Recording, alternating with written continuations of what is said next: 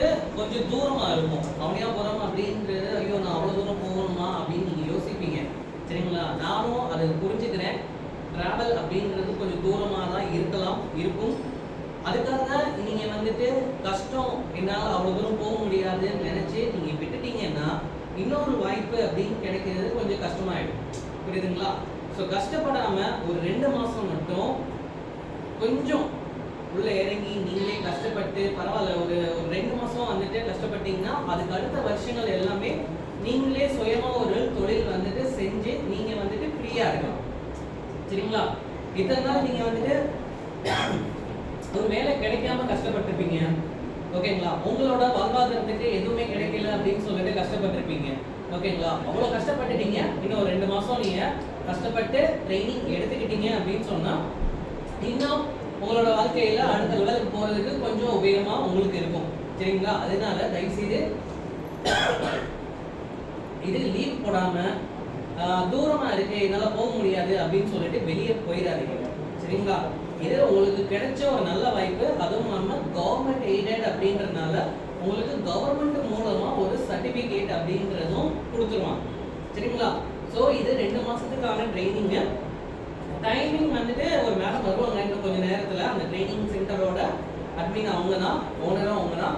So அவங்க கொஞ்சம் நேரத்தில் வந்துடுவாங்க. அவங்க டைமிங் என்னன்றதை சொல்லிடுவாங்க.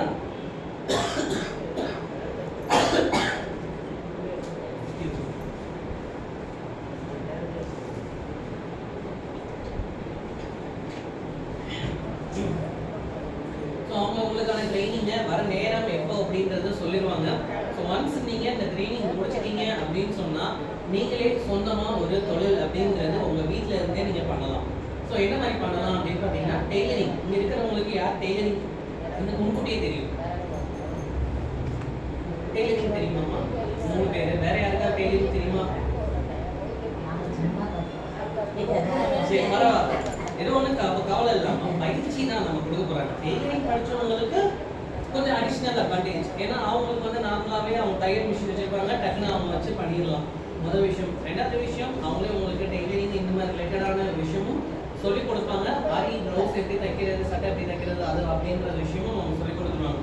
ஸோ உங்களோட கவனம் எல்லாமே நீங்கள் நல்லா கற்றுக்கணும். கற்றுக்கிட்டு மற்றவங்களுக்கும் உங்களுக்கும் உள்ள வித்தியாசத்தை காட்டணும். சரிங்களா? மற்றவங்க என்ன பண்ணுவாங்க, நார்மலாக வந்தால் வர வச்சு தையல் கொடு அப்படின்னு சொல்லி கொடுத்துட்டு இருப்பாங்க. நீங்கள் அதில் ஒரு புதுமையை கொண்டு வரணும். என்ன மாதிரி புதுமை அப்படின்னு சொன்னால் நீங்கள் தான் யோசிக்கணும். எப்படி பண்ணால் நல்லா இருக்கும், காசு கம்மியான விலையில் வந்துட்டு உங்களுக்கு தரமான ஒரு விஷயத்தை நம்ம தரோம் அப்படின்னு சொல்லிட்டு நீங்கள் தான் மார்க்கெட்டிங் பண்ணணும். மார்க்கெட்டிங் கேள்விப்பட்டிருக்கீங்களா? மார்க்கெட்டிங் அப்படின்றது, இப்போ என்கிட்ட இந்த ஃபோன் இருக்குன்னா இந்த ஃபோனை நான் இங்கேயே வச்சேன்னா என்னால் எந்த ஒரு பயனும் கிடையாது. யாருமே வந்து எட்டி கூட பார்க்க மாட்டாங்க.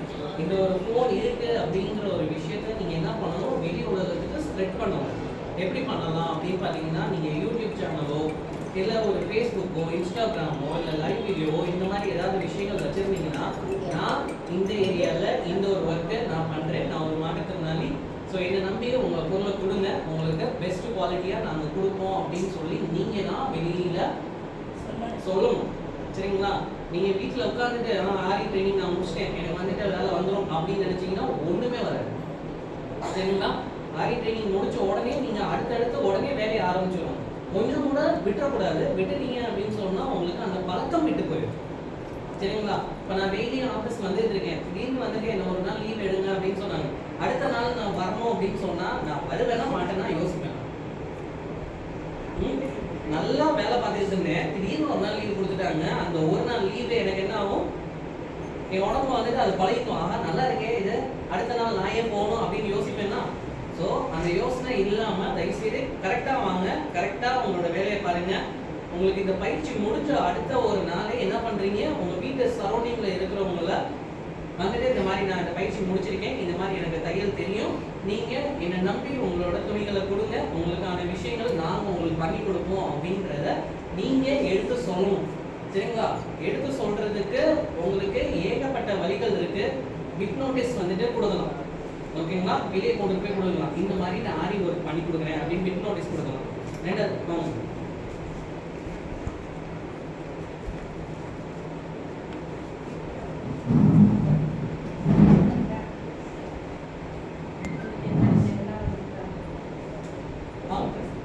ஸோ இது மாதிரி இந்த வேலைகள் பண்ணுறீங்கன்னு சொல்லிட்டு பிக் நோட்டீஸ் கொடுக்கலாம். இல்லை அப்படின்னு சொன்னால் இந்த இன்ஸ்டாகிராமாக இருக்கட்டும், ஃபேஸ்புக்காக இருக்கட்டும், இல்லை வேற ஏதாவது சோஷியல் மீடியா அந்த தளத்தில் வந்துட்டு நீங்கள் பதிவு பண்ணி இந்த மாதிரி நான் இந்த ஒர்க் பண்ணுறேன் அப்படிங்கிறத சொல்லணும்.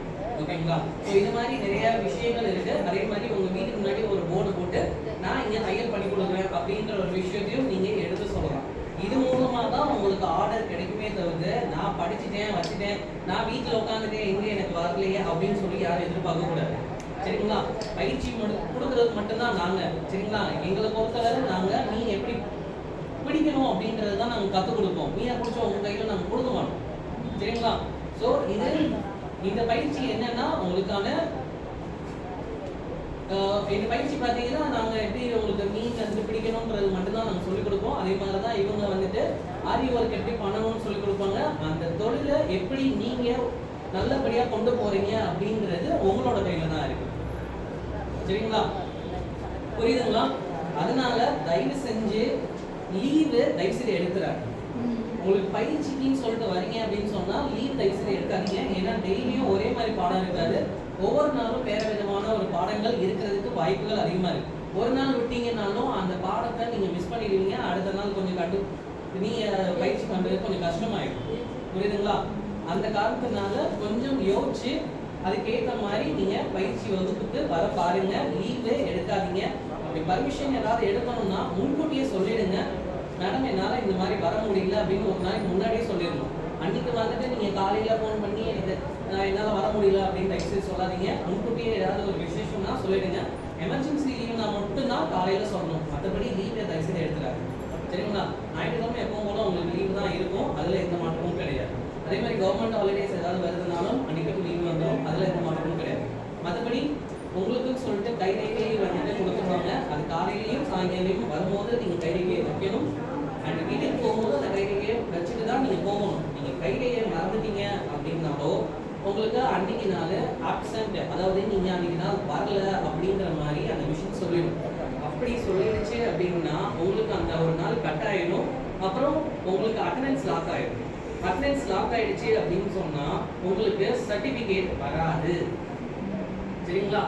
சர்டிஃபிகேட் நீங்கள் படிக்கிறது வர்றது எல்லாமே அந்த ஒரு சர்டிஃபிகேட்காக தான், அந்த பயிற்சிக்காக தான். அந்த பயிற்சி அந்த சர்டிஃபிகேட் ரொம்ப முக்கியம். ஸோ அதை யாரும் மிஸ் பண்ணிடாதீங்க. உங்களுக்கு அட்டண்டன்ஸ் பதிவாகலைன்னா உடனே மேடத்தை கேட்டு எனக்கு அட்டண்டன்ஸ் வைக்க முடியல அப்படின்ற ஒரு விஷயத்தை நீங்கள் எடுத்து சொல்லணும். சரிங்களா? அதில் எந்த மாற்றமும் இருக்கக்கூடாது.